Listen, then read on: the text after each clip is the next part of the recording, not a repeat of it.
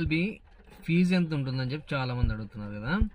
మీరు law set రాసి మీకు లా సెట్లో కౌన్సిలింగ్లో సీట్ వస్తే జనరల్ క్యాండిడేట్స్కి చెప్తా అండి. ఎందుకంటే ఎవరికైతే స్కాలర్షిప్ వస్తుందో వాళ్ళ స్కాలర్షిప్ వస్తుంది కాబట్టి వాళ్ళు ఫీజు పే చేయాల్సిన అవసరం లేదు. ఎస్సీ ఎస్టీ కేటగిరీ ఎవరు ఉండి వాళ్ళు ఎలిజిబిలిటీ ఉంటే వాళ్ళ స్కాలర్షిప్ వస్తుంది, వాళ్ళు ఏం పే చేయాల్సిన అవసరం ఉండదు.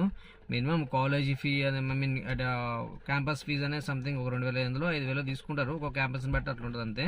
బట్ మీరు ట్యూషన్ ఫీజు మాత్రం ఏం పే చేయాల్సిన అవసరం లేదు ఎవరైతే రిజర్వ్డ్ క్యాండిడేట్స్ ఉన్నారో. బట్ జనరల్ క్యాండిడేట్స్ పరిస్థితి ఏంటంటే మీకు కనుక కౌన్సిలింగ్లో సీట్ వస్తే 32,000 నుంచి 35,000 అని అంతే. 35,000 to 30,000 మధ్యలోనే ఉంటుంది, అంతకు మించి ఇంకా ఫీజు ఉండదు. అది కూడా ఇయర్కి. సో 5 years ఎల్ఎల్బి అయితే 5 years ఎల్ఎల్బి అయితే మనం 5 years చదవాలి కదా, మన ఇయర్కి 35,000 అలా పే చేసుకోవాలి. క్యాంపస్ ఫీజు ఒక 2,000 3,000 అట్లా ఉంటుంది. అది ఇంకా కాలేజీని బట్టి వాళ్ళంతా డిసైడ్ చేస్తే అంత ఉంటుంది. ఇంకా అంతకు మించి మీరు కట్టుకోవాల్సింది ఏం లేదు, ఇంకా అదే ఫీజు. ఇంకా ఎగ్జామ్ ఫీజు ఒక్కటి కట్టుకోవాలి ఎవ్రీ ఇయర్. ఎగ్జామ్ ఫీజు అంటే అది కామనే కదా, ప్రతి సెమిస్టర్కి ఎగ్జామ్ ఫీజు కట్టుకోవాలి అంతే అనమాట. ఎగ్జామ్ ఫీజు ఎంత ఉంటుంది, మనకుండే 5 సబ్జెక్టులు ఉంటాయి అనమాట.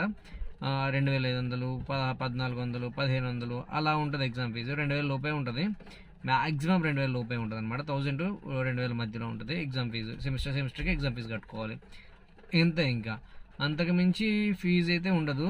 మేనేజ్మెంట్ సీటు మాత్రం చెప్పలేమండి. మేనేజ్మెంట్ సీటు చాలా ఎక్కువ ఉంటాయి ఫీజులు. అసలు ఫస్ట్ ఇయర్కే 2 లక్షలు అడుగుతున్నారు, 2 లక్షలు అడుగుతున్నారు, 3 లక్షలు అడుగుతున్నారు. చాలా ఎక్కువ ఉన్నాయి నాకు తెలిసి. అంతంత ఫీజు పెట్టుకునే వాళ్ళు కొంచెం కష్టపడి క్లాట్ రాసుకొని మంచి యూనివర్సిటీలో సీట్ వస్తుంది క్లాట్ రాస్తే.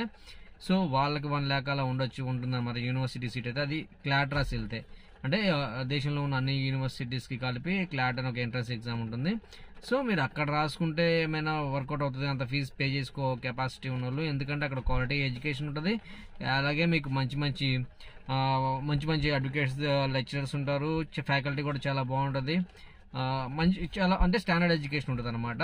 సో క్లాట్ రాసి మనకు మంచి యూనివర్సిటీలో సీట్ వస్తే, ఎగ్జాంపుల్ నల్సార్ తీసుకోండి, నల్సార్లో చాలా మంచి స్టాఫ్ ఉంటారు. అలాగే మనకి మంచి రిటైర్డ్ జడ్జిలు వాళ్ళు వీళ్ళు వచ్చి డెమో ఇస్తూ ఉంటారు, చాలా బాగుంటుంది అనమాట.